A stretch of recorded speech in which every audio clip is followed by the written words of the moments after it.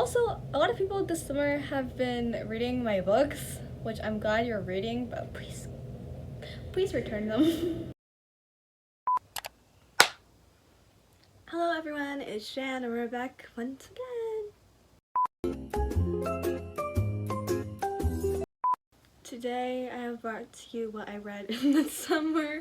Even though it's like halfway through September now, I stopped doing wrap-up videos because I got lazy, and I stopped doing like wrap-up posts on my blog.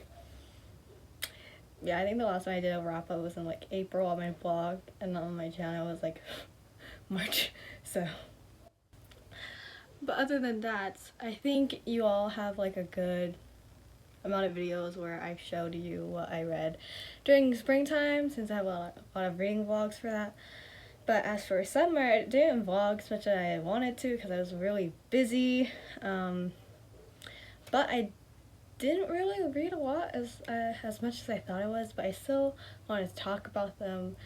So yeah, before we get started, make sure to like and subscribe and follow me on my socials. I'm rocking the Rapunzel look today, and I also cut my hair. What do y'all think? Okay, let's get started. I read a good amount of books. These are not all of them exactly, but these are the hardcovers. The rest I read either on my phone or there were arcs I had to review. I'm very behind my arcs, so yeah. So I've written down everything I've read this summer in my journal. I keep a this sounds so fucking stupid. I keep a spread of what I read on my Notion. Let me know if you guys want a Notion tour. But in this journal, I write everything, mainly book ideas, journal entries. This is my spread for my reads this year. And let's see. Nope, Six of Crows, Hello From Here. I think it started when I read Hello From Here. So Hello From Here is basically a book during the early stages of like COVID and like how everyone was like freaking the fuck out and buying toilet paper during the start of quarantine. So it's basically a love story inside. Like actually some of my friends actually got girlfriends and boyfriends and their significant other through quarantine. That's good for them. I mean, like, I can never, but I guess this Hello From Here is a love story about two kids in quarantine, I guess, which made me kind of sentimental. You can read my full review on my blog, but it kind of made me sentimental of like the early times of like COVID, not because, you know, COVID, but like quarantine when everyone was like getting into K-pop, making dalgona coffee, and you know, shit like that. So kind of reminded me of that because like if you really think about it, a lot has happened since then, and like the way we live now, we've gotten very used to it. So that's kind of fucking crazy. Next book I read this summer was Gear Breakers, basically Hana Mikuta.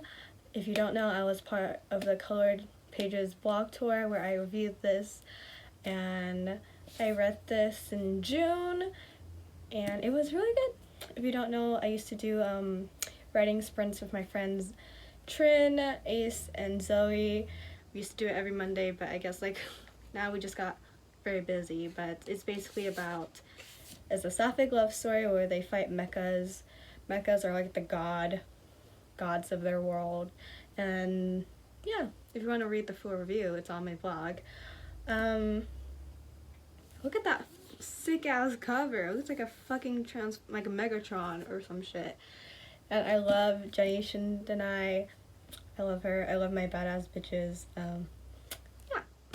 If you are interested in this book, I will put the links down below and my full review. I'm not gonna take it out. But the next book I read was Crooked Kingdom. Finally, I binged the entire Grishaverse trilogy just in time for the TV show that came out this year. And I read Six of Crows last year, but I didn't really understand the world, so I was just lost as fuck. And then I read the Grishaverse trilogy, and now I finished Crooked Kingdom. It took me a fat minute to finish Crooked Kingdom. I know I said I was gonna read it a long time ago. I finished it when I had like pink hair, rose red pink hair, and maybe like as much as I don't know. I get the hype around Six of Crows and I get the hype around the Grishaverse. The show was really interesting, but for Crooked Kingdom, I kind of did not want to finish Crooked Kingdom because of how much people were talking about it, and a lot of people spoiled the ending of Six of Crows Crooked Kingdom. And once I got to that part, I wasn't really like as surprised as I wanted it to be. Like, I don't know. The next book I read, I think I read one book in July. No, one book in June, and that was Gear Breakers. And I read 2 books in July, and I think that was. Did I read books in July? Wait, hang on. Oh, in July, I think I read 4 books in July. The first book I read in July was The Taking of Jake Livingston, which I read for an ARC review by Penguin Teen, so thank you Penguin Teen for sending that to me. I read it in a day because my review was supposed to go out the next day. It's kind of really heavy. I didn't think it was going to be that heavy. From the cover itself, I'll put it right here. From the cover itself, I thought it was going to be like a ghostly murder mystery at like a dark academia prep school. So it was kind of giving off the same vibes as like my like whip that I'm working on right now, but it was completely different, and it is kind of heavy, so like here are some content warnings if you do want to read it. My full review is on my blog, and it's basically that this student named Jake Livingston, he's gay and he's black, and so he's basically a target for bullying, and his life turns to shit because he's basically this medium for ghost possessions, and like this ghost has been possessing his body, trying to get revenge on people who have wronged him, and the ghost is this person who left a really bad mark on the town they live in. I don't want to go into too much detail, but if you want to see the content warnings and everything about the book, it's down below on my blog. So yeah, it was really intense, so I gave it a 4 stars. Where's my Ace of Spades book? I've been gasping a lot lately. When I was just talking, I'm like the next book I read was Ace of Spades. I don't have the book right now because my little sister is reading it. So, also, a lot of people this summer have been reading my books, which I'm glad you're reading, but please return them. Please return them. My friend Jix have been reading my books, and like, I'm so glad you got back into reading because of me. It makes me so happy when people like the books I recommend. But please don't damage it, because I let my friend read Bunny by Mona Awad in January after I read it, if you remember me talking about that, and it was very damaged, and it kind of twisted my heart inside. I kind of died inside. Just a PSA, if you're gonna borrow books by people, by your friends especially, please don't damage them because it's not your property. Yeah.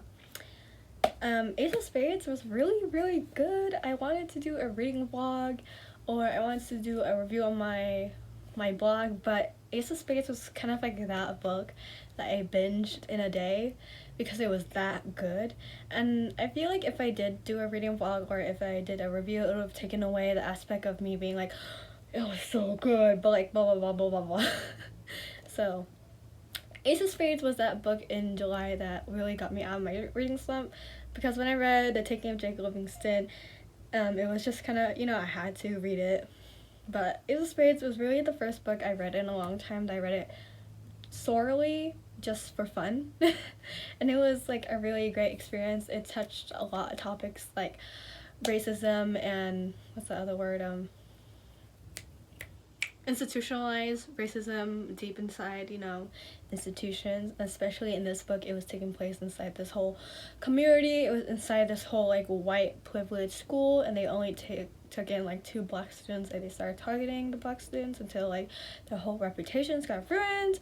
And I'm running out of The next book I read was They'll Never Catch Us. They'll Never Catch Us by Jessica Goodman. I think I'm still in the first book. I read Though They Wish They Were Us last year, and I read it because I was really intrigued by the plot, which is basically murder mystery dark academia, because I'm writing a murder mystery dark academia right now. I'm almost done with it too. I read it because I thought it would help me with my whip, and because I was kind of scared that they sounded very similar to each other. But I gave that book 2 stars. Will I explain? No, you're just gonna have to read it for yourself. But I am pleasantly surprised with how They'll Never Catch Us.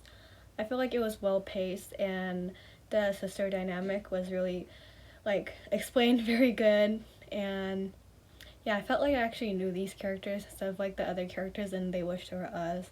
Because in They Wish They Were Us, I felt like I was reading characters that I should give a shit about, but I didn't. It just felt like privileged people complaining all the time, and I was like, whoa. So, yeah. And I gave They'll Never Catch Us 3.5 stars. Even though I said I liked it better than They Wish They Were Us, it was still an okay book. For review, it's on my blog. And then the next one I read was part of my reading vlog when I went to Cali, is The Ones We're Meant to Find. I've talked about this book so many times this year, it's crazy. So if you don't know, I was given an ARC by this early in, I think, May, April-ish, and I was very confused when I read it the first time. When I was given the ARC of it, I was reading it on my phone, so I felt like I was still confused. I felt like I was trapped in a space that I couldn't really process and understand the book as much as I wanted to. So I got the hard copy, and then I read it in a reading vlog. You guys can watch that. And the second time I read it was a lot better because I feel like I processed it a lot more, and I felt like I understand the world a lot better than I tried the first time. Because I remember the first time I was reading it, I was like, what is going on? I still give it a 4 stars as the first time I read it. It was still really good, but I felt like it could have been a lot better. But the plot really is significant, and it really is kind of eye-opening to read at this time because it's about a global climate crisis. And I know Joanne, he wrote it in 2019. Actually, she wrote it a long time ago, but she started drafting it around 2020, so this was perfect during the times of COVID, and how we're basically fucked if we contribute to treating the planet like this and we don't take the right health care measures. So yeah, The Ones We're Meant to Find. If you want to read the full ARC review, check out my blog. What's next? The next book I read was From Little Tokyo with Love. I actually received this book in April as an ARC from Penguin Teen, but I never got to reading it until recently. I just finished it in August, I think. I have a reading vlog of it up. It was perfect that I read it around the time of August / the ending of summer, because during that the last week of summer I went to Cali trying to get my hot girl summer points in before school started. I'm in hell right now. But I went to Cali and we went to Little Tokyo, so reading about the kind of community Little Tokyo has it made my heart really full, because I've been to Little Tokyo before, but I really thought of it as a kind of tourist attraction, but reading it from a perspective of this girl that grew up in the community there, and this book touched heavily on the topics of self-identity, especially if they don't, especially as an Asian American living here in America, because as being a Homeland Asian is not quite the same as being an Asian American. As an Asian American, sometimes we kind of don't feel like we're Asian enough or American enough, and there are different beauty standards that we might have to live up to, and there are certain expectations of us. So reading From Little Tokyo with Love was really heartwarming, because it kind of resonated with me, some of the struggles I've had growing up as an Asian American. I finished this, so I got to like a good portion of it, and then when I went to Cali, I finished this in Little Tokyo, so that was really sweet. If you want to watch the reading vlog, it's down below. Go watch it. Go watch all my videos. Boom! What's next? I read The Inheritance Games. Did I read it just recently? So I read The Inheritance Games finally. Oh yeah, I read that recently. Does it count as summer? Did I read it in the summer? I think so. I read The Inheritance Game. It's the Hawthorne Legacy, which is the second book. It came out this week, but I cannot find it anywhere. If you don't know, I intern at a local indie bookshop that like has fellowships for writers and stuff, and every weekend I work there, and every weekend I come out with a new book. Like, I just bought Not Here to Be Liked. I'm too lazy to get the book out, but I just bought Not Here to Be Liked, and I still don't have the Hawthorne Legacy. As a person of color creator on, you know, WordPress and YouTube, I want to amplify own voices, so I want to read more of Asian American books that like share cultures. But Hawthorne Legacy, I just need to find out how the fuck this stupid white people book ends. Like, I'm so sorry. I didn't know who gets the money. I'm so sorry. I'm trash for white people fighting. I'm sorry. I'm trash for like fucking white people, privileged white people fighting. Yeah. Inheritance Games. We'll talk a little bit about it, but the Inheritance Game is basically about this girl named Avery. Works hard, studies hard at school, and her basic mission is to get through school and graduate and survive and get out of her town. But somehow this rich guy, like Charity, Texas, kind of rich, he died and he left all of his money to her, and they've never met before, and like everyone else is after the money. He has 4 grandsons that want the money, the daughter wants the money, everyone wants the money. And like he left little clues as to why he left the money. I don't know, but you can watch my full reading vlog. I don't feel like explaining it because it got me mad, but yeah. And then the last books I read for summer were the Heartstopper novels. I always said I was gonna do like a reading vlog of the Heartstopper novels, but they're those kind of books that like, it's kind of like a webtoon. I just like binge it all in one day, so that's exactly what I did after. Actually, I bought this one first, but I couldn't find the first one, and then when I bought the first one, I read them both in one day, and then I think I read the 4th one in one day too. I read them all, and I'm just waiting for the other one. But I know what the hype is around Heartstopper, and I think it's gonna become like a Netflix show, and I love it so much. I love Charlie so much. I wanna die for Charlie. But yeah, so many books. So that is all what I read this summer. So a total of 6. Wait.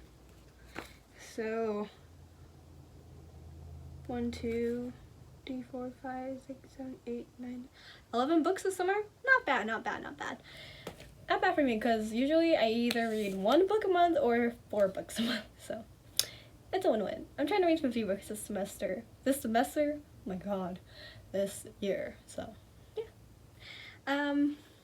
Thank you for much. Thank you, mama. Thank you so much for watching. I try to post videos every week, but who knows. Yeah, make sure to like and subscribe and follow me on all my socials. If you want to follow me on my regular accounts that are not bookish related, follow me on there too. I will link everything down below. And I hope you guys have an amazing day, night, evening. This has been Jen, and we're back once again. Bye-bye! Boom.